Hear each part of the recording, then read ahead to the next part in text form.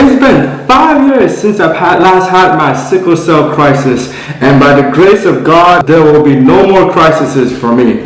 What's up? My name is Dr.O, and the grind never stops. Whether you're a kid now or you're an adolescent or whatever age you are, I want to explain to y'all how important it is to understand what triggers can cause your sickle cell and how to completely avoid them so that you can live a great life free of sickle cell pain. When we go to the hospital and we're suffering from sickle cell pain, we may ask the doctor, "Hey doctor, what's going on with me?"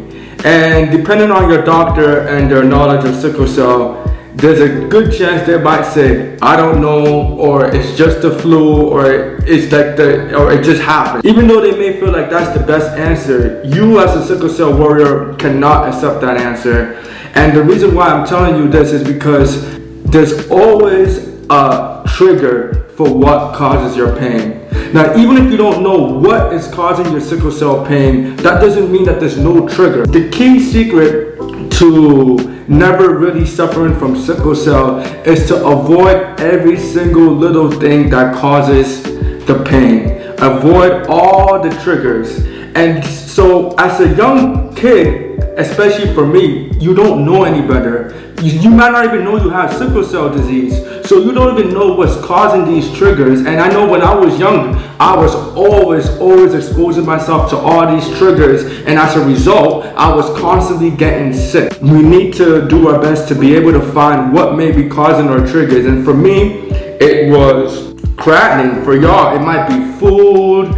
It might be drugs. Everybody's body reacts to things differently, but there's always something causing the sickle cell crisis. I can't list all the triggers because that's impossible, but what I'm going to try to do is list the most common triggers to sickle cell, and hopefully that will help y'all be more aware of some of the stuff that you can do to avoid them. So these triggers include dehydration, strenuous exercise, heat, intense heat, and vice versa, major cold. Another factor is just being sick outside of sickle cell, like a flu or like a cold symptom. Just being sick can also cause your crisis. The most important one that I feel like a lot of people undermine and don't take seriously is stress.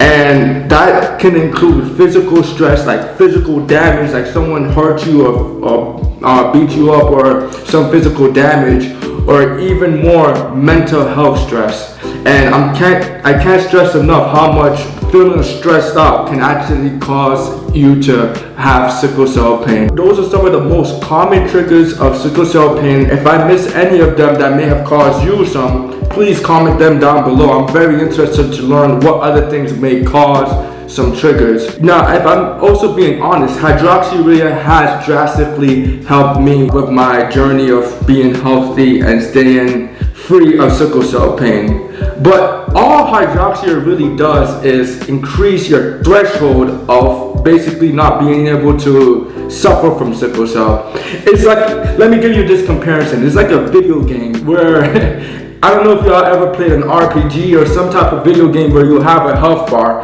All hydroxyurea does is it increases your health bar from maybe 100 to 150, so that it takes a lot more triggers or an attack to get your HP all the way to 0. Once that HP is to 0, that's when you quote unquote die or you get that crisis. Even though I'm taking hydroxyurea, that doesn't mean that I'm just scared of sickle cell, I can never get the crisis. If some huge trigger happens to me that I mentioned below, or any other one like creatinine, I'm just as prone to getting another crisis, and I'm very aware of that. And that self-awareness is, I think, why I'm never ever exposed myself to those triggers and why I've been healthy ever since.